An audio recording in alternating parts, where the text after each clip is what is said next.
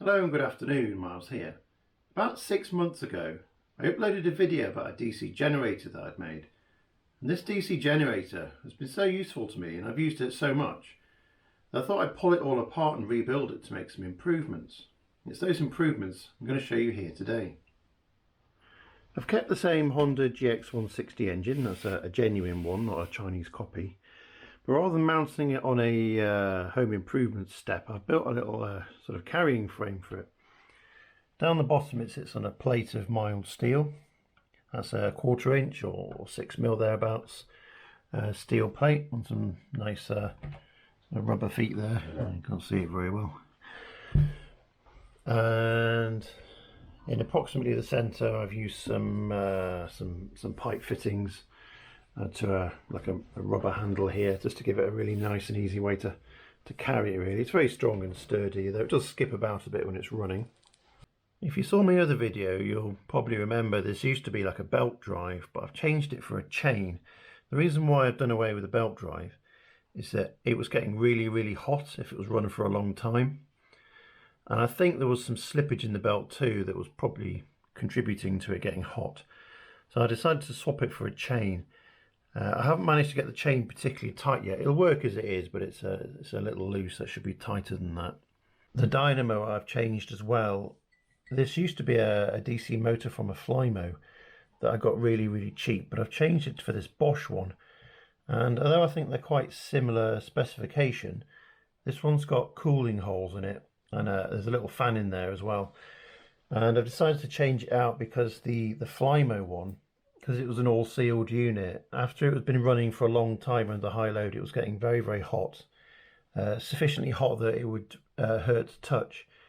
And although it never failed or let me down, I thought I would swap it for this one because I thought it would run a bit cooler. You can see I've changed the fuel tank to like a generic external aluminium box mounted on this this handle here.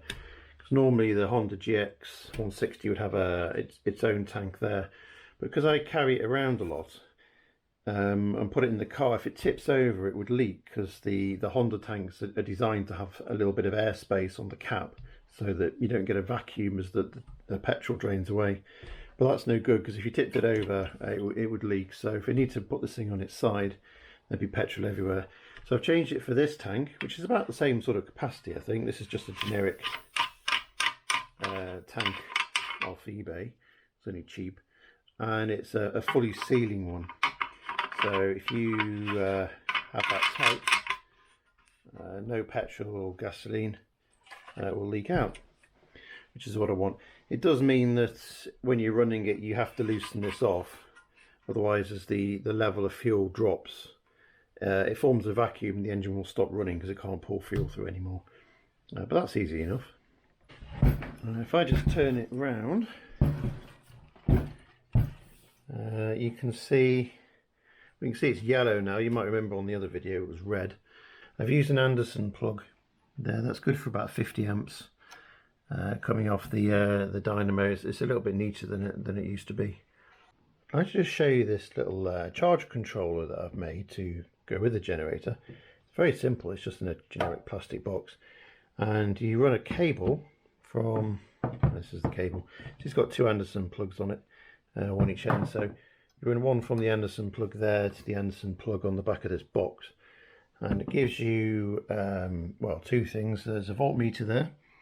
This is a US military voltmeter from World War II, and you get an ammeter there.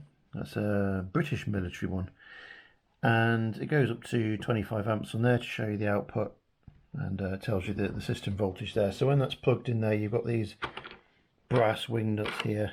You can just run wires from that to your battery bank to see what it's putting in. And I've never actually tested the output of this dynamo, but I think it'll actually do quite a bit more than 25 amps if you want it to. So because we're going to go outside in a minute and test this, that's probably not going to be high enough capacity for our needs. So just temporarily I've set this one up. This is like a Chinesey one, but it's good for 100 amps apparently. I'm not sure I believe that, because the wires seem very thin for something that's supposed to take 100 amps. So that'll I'll just plug in and then you can get a bit of a readout. So we're going to go outside now. We've got a big battery bank and we can have a go at charging it, see how many amps we can pull through. We'll put the station now, just wired it all up. And if we just follow this in here, it's not going to be very bright I'm afraid, but you can just see this enormous battery bank here. It's 12 volts, this is 1500 amp hour. So what I'm going to do in a second is start the motor and see what sort of current we get through.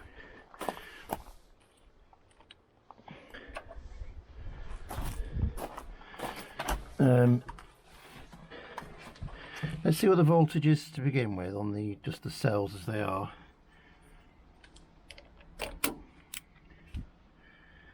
12.4-ish. Yeah, so they do need charging.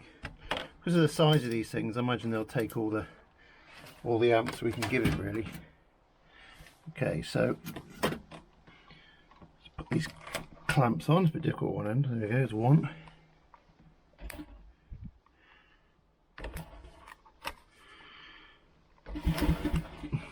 It's very difficult with one end. Oh, that one's come off.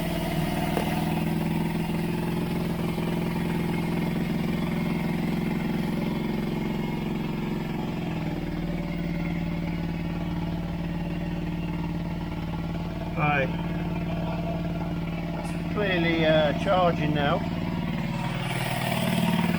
Go and have a look.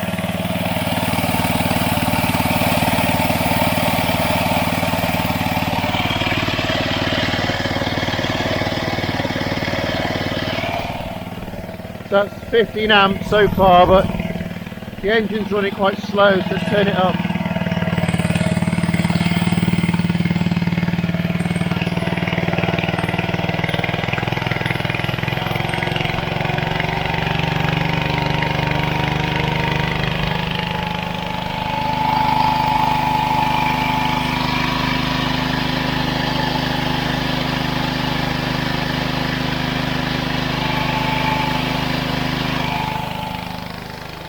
Look how clear that is, that's about 50 amps.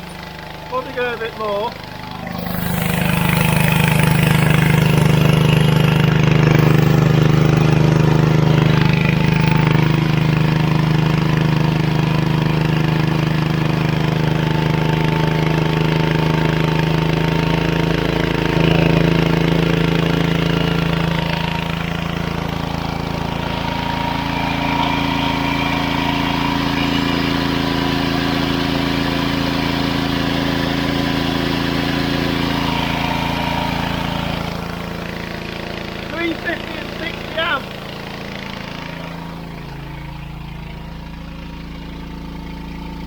Obviously that's pegged.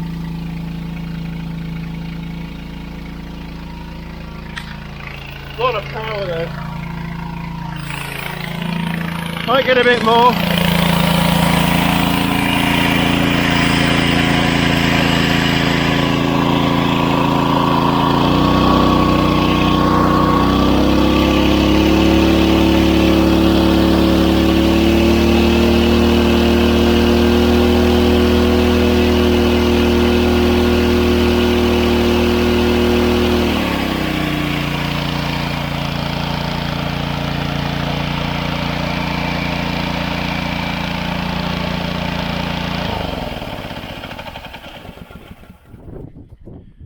Turn it off so I can hear myself.